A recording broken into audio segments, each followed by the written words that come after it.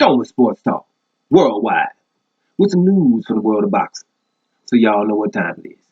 You ain't in a rush to get concussed. Now, what we've been talking about lately is mostly the heavyweights, right? Been going down in the heavyweight division, because the fights that are coming up between the, top 3 or 4 heavyweights. So, Andy Ruiz Jr., Anthony Joshua, been touring around, handling business, very cordial.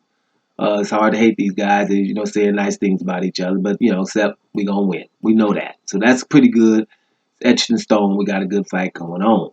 Now, Tyson Fury, has been doing a lot of talking like he ain't going to step aside for Deontay Wilder to fight. And, a lot of stuff he's been talking. He's over to talk, but this Tyson Fury. So here's one other thing Tyson Fury just said. He said, basically, Anthony Joshua, if he can't beat Andy Ruiz Jr., he needs to retire. Right? He's finished. He needs to retire. He needs to hang him up if he can't beat him. Right? Now, I don't know about if he needs to retire, but, things I've been saying is, he probably going to have to go domestic. And what I've been saying that was sound outlandish or blasphemous about 8 months ago was like, hey, that Anthony Joshua versus David Price fight is a pretty good fight. You know what I'm saying? It's a pretty good fight. Because, we don't know who's going to win this because both of them chinless fight. You know what I'm saying? And that's what would happen. If Anthony Joshua go in here and get beat by Andy Ruiz Jr.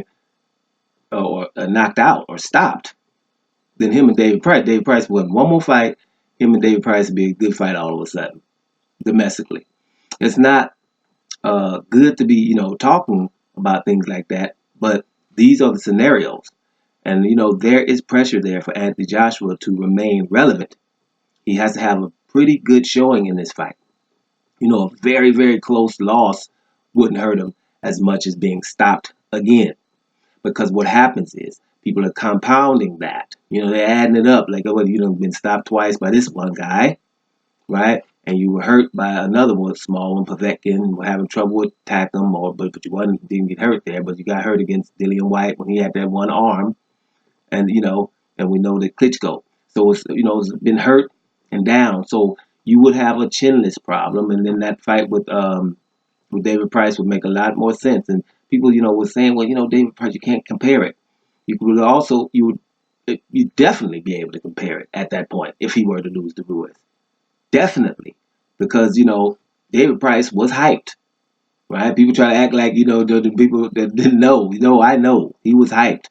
David Price said before he lost to Tony Thompson, the next fight was when they were talking Tyson Fury or Vladimir Klitschko.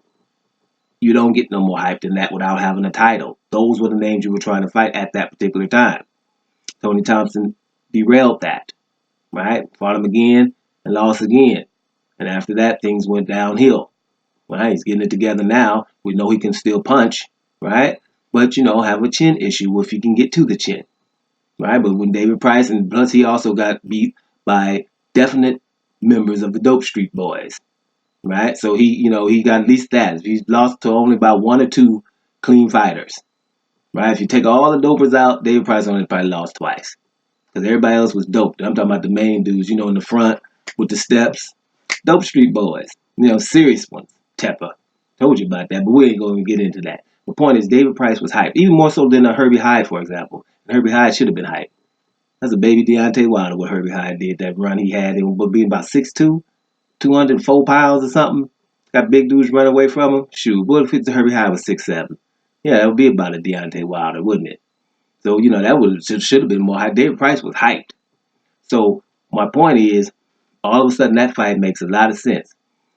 AJ has definitely, we've been talking about it, got an uphill battle here, but there is pressure, immense pressure to remain relevant because you're one fight away from being irrelevant in the upper echelon of the heavyweight division and being taken seriously.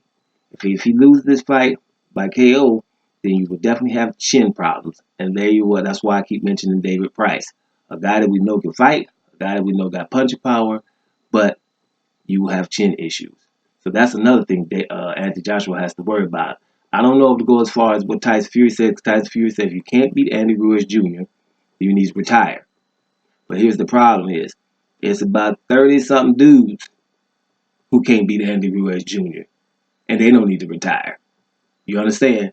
So you can look at that both ways. Doing sports talk worldwide. And I'm up out of here, y'all.